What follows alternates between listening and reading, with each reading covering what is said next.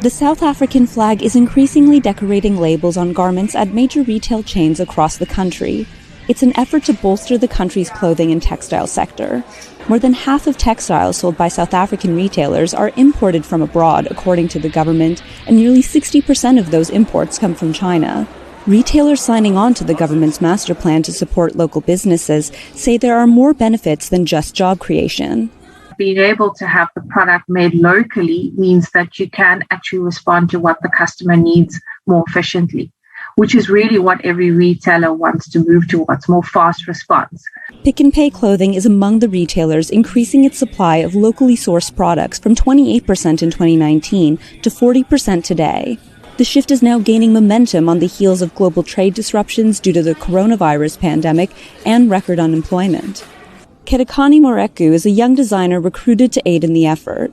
It gave me a lot of attention and gave me a lot of publicity. In the times that we live in, there's a very high rate of unemployment. I think that it will have a very large impact.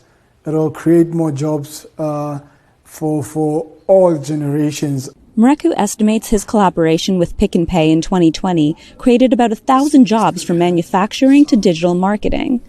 That's what the South African government wants to see, with a target of 121,000 new textile jobs by 2030.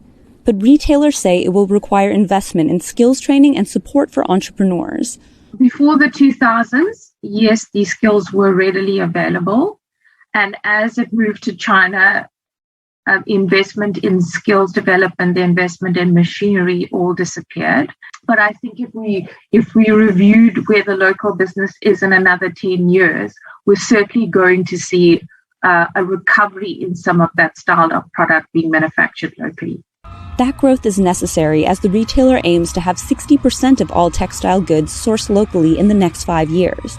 But economists warn setting quotas and targets alone won't be enough to rebuild the industry.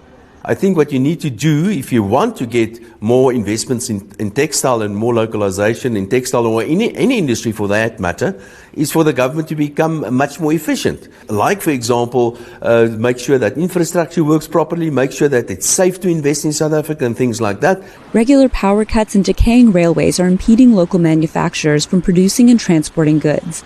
And there are other practical barriers in closing the $3 billion trade imbalance between China and South Africa. Keep in mind that they've got economies of scale. South Africa is, compared to China, a relatively small country.